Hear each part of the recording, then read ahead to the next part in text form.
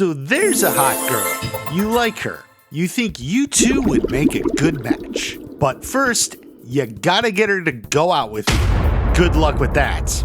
Then, when you have a date, that date has to go well. Yeah. In short, you need to get her to like you. That's the real trick. And it can seem like a struggle. Yes, contrary to what feminist groups would pretend, women still have some agency, and if she's gonna like you, it's gonna be her opinion. But that doesn't mean it's left to fate or the gods. Never give in to negativity. You already know you can act in a way that helps get her to like you. That's why you're here. But what is that? What are girls attracted to? The internet has already answered.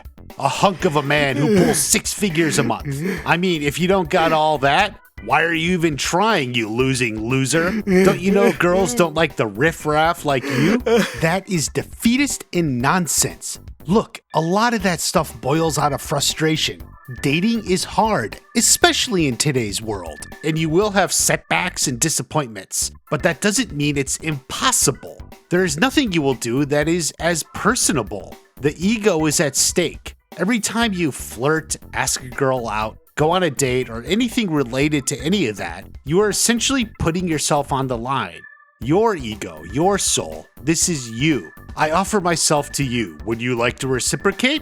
When she says no or blows you off in some snotty way, it hits hard. When you supplement that with seeing rich douchebags who somehow scored babes way out of their league, it builds resentment. That's where all that comes from. We're here to ignore it. Your first rule for dating from now on, do not compare yourself or your prospects to anyone else. Don't compare yourself to other guys. That cuts both ways. Don't look at guys who you view to be worse than you and think, why did they get these hot girls? Likewise, don't view guys who you think have better qualifications than you and think, if he can't get a girl, I'm freaking screwed. It's a negativity spiral. That mindset is unattractive and unhelpful. It saps your life force. It's a gamma behavior pattern. That's what leads to an entitled attitude that will prevent you from ever training or self-improving. Ignore it. From now on, you will think positive.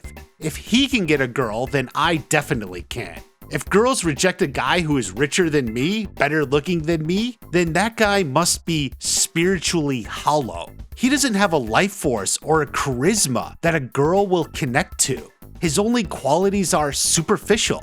Maybe he is actually bitter and negative. The girls are picking up on that. They are quite perceptive, you know. This is how you will live your life from now on. You have a positive mindset. You must radiate that positive energy. You also know a positive mindset in itself won't accomplish much. Just as you can pray, you can meditate, you can even offer allegiance to the universe. All great, but eventually you must do the work. So we're not talking here about how to get money or anything like that. We're also not focusing on improving your appearance and style and those parts of the equation. I covered some of this in How to Get a Date, and I'll expand more eventually. What we're talking about here is the X factor. No, not that. Not that one either. What about your charisma and life force will a girl be attracted to? Now, this is one thing if you ask a girl, often they will tell you outright. Confidence. Oh, just be confident, that's all you need, they say. Okay, you respond. Be confident, thanks for the help. Huh? What? When you're starting out, the advice, just be confident, isn't very helpful. What does that even mean? Like I'm myself. Is that confidence? Well, maybe, but probably not enough. Confidence can encompass a lot of things. It's broad. But first, let's look at situations where a guy's confidence goes right. There's a frequent situation I would call accidental confidence. Often when you see a married couple or a couple who's been together for a long time talking about how they met or they got together, and she says, there was just something about him. It made me like him. That is a connection that happened because the guy was extremely confident to her in just this one situation.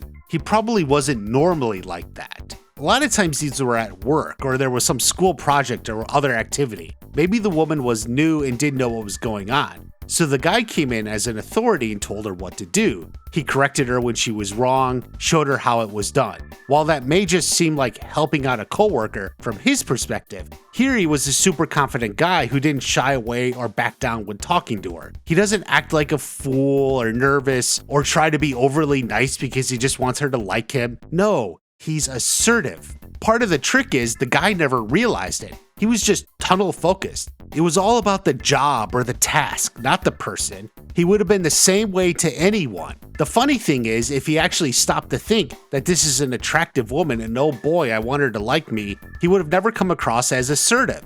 She's used to the pathetic flirting attempts and guys just trying to be nice because they think that's the secret. And here's the other important point to keep in mind. He's not being mean or an asshole or anything like that. He's just laser focused on the task and guiding her on what to do, correcting her mistakes and all the like. She's attracted to him and he manages to ask her out. Boom, a relationship starts.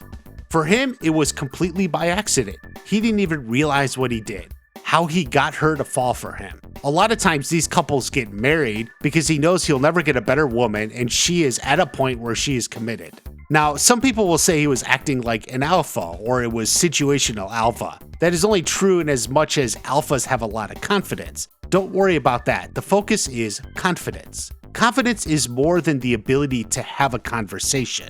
That is so important. Confidence is more than the ability to have a conversation. You must realize it.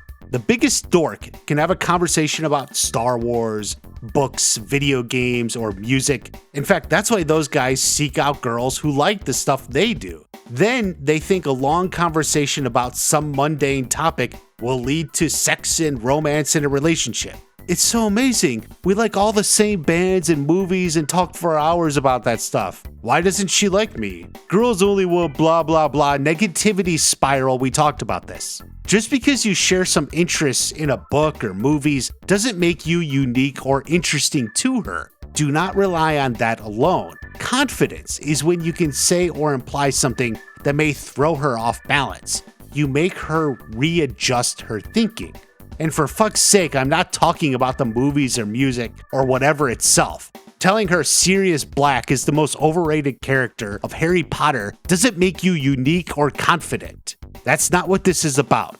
Consider our previous example of the guy who impressed a woman at work. He corrects her mistakes and demonstrates the proper way to do the job. He speaks authoritatively. He's not trying to be nice or flirty. He just wants the job done, laser focus. Every time he does this, she just has to reevaluate her thinking. Oh, maybe I am doing it wrong.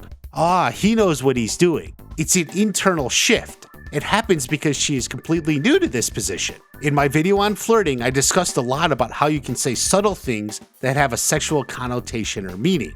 This is why that works. This is the Craig Ferguson clip I showed. Which is why I surfed on all fours. You surfed on all fours? That doesn't count. Does it? If you do it doggy style on a surfboard, it doesn't count. You see what happens? She makes a connection in her head and reacts to it. She has to reevaluate. You shifted her emotionally and mentally.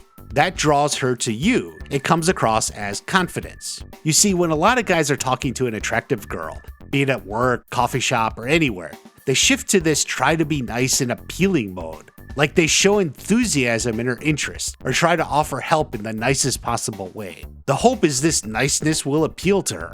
On the other hand, forcing her to slightly reevaluate or rethink a situation causes a change in her. The first is an appeal. You're putting yourself on display. The confident one is reaching out. You're causing a reaction. That's not everything, but it is confidence in its most pure form. It's hard to learn, but you can work on it. Luckily, there is plenty of stuff you can learn and just get right the first time. This is all for a date, especially an early date in the relationship. Like when you're asking a girl out, for fuck's sake, don't ask her out on a date or to see a movie or whatever. Have something specific in mind. This really good coffee shop has an open mic Thursday at 7. Want to go to that? I haven't seen the holiday decorations yet. Want to stroll down Main Street and check them out Saturday afternoon? Maybe around 3? Remember, this is the real world and she may have a genuine conflict with your proposed time. You should definitely have at least one backup time. If the backup doesn't work, she may offer a time she is free, or at the very least, you can ask her when she's free.